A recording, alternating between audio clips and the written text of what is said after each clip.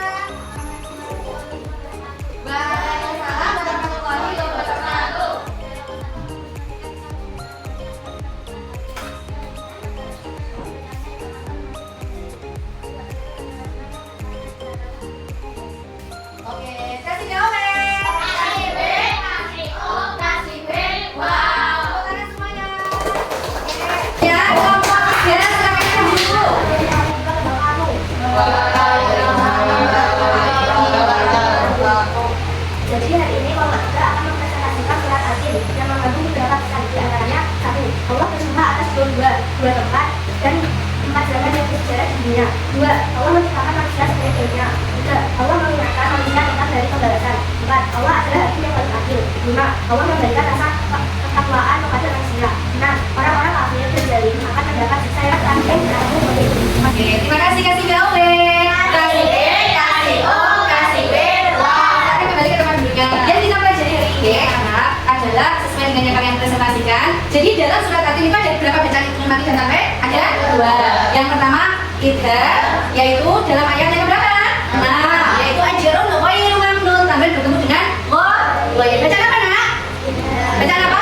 Idza. Yang kedua adalah bacaan dalam surat ayat yang keempat. Laqad khalaqnal insana. Nun mati bertemu dengan si. Bacaan apa? Ya.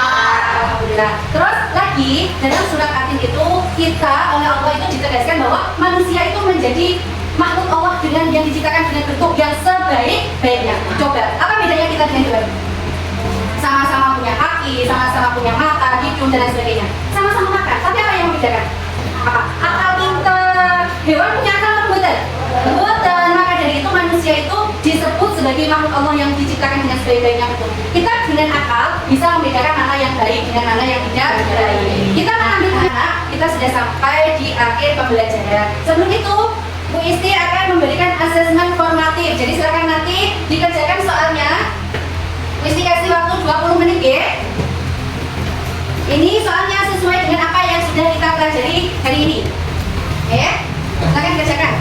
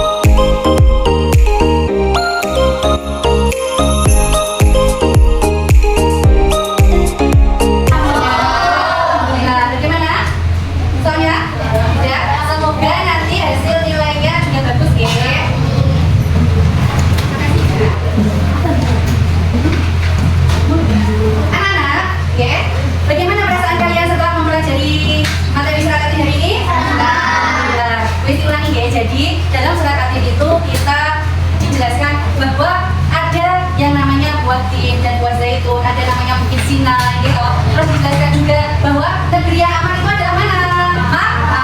Maka itu juga disebut sebagai tanah yang suci karena semuanya itu dianggap suci. Jadi anak-anak selanjutnya dijelaskan juga bahwa makhluk Allah yang diciptakan dengan dalam bentuk yang sebaik-baiknya adalah manusia. Karena manusia itu diciptakan dengan dibekali apa? Maka manusia itu oleh Allah juga diutus untuk menjadi khalifah di bumi. Menjadi bila kita sudah sampai di akhir pembelajaran, minggu depan kita akan mempelajari tentang hadis silaturahim. Anda sudah mendengar? Sudah pernah silaturahim itu apa? Nah, nanti bisa kalian pelajari di rumah. Minggu depan kita akan belajar tentang silaturahim. Untuk tugas kalian di rumah, anak-anak, nanti kalian membuat video.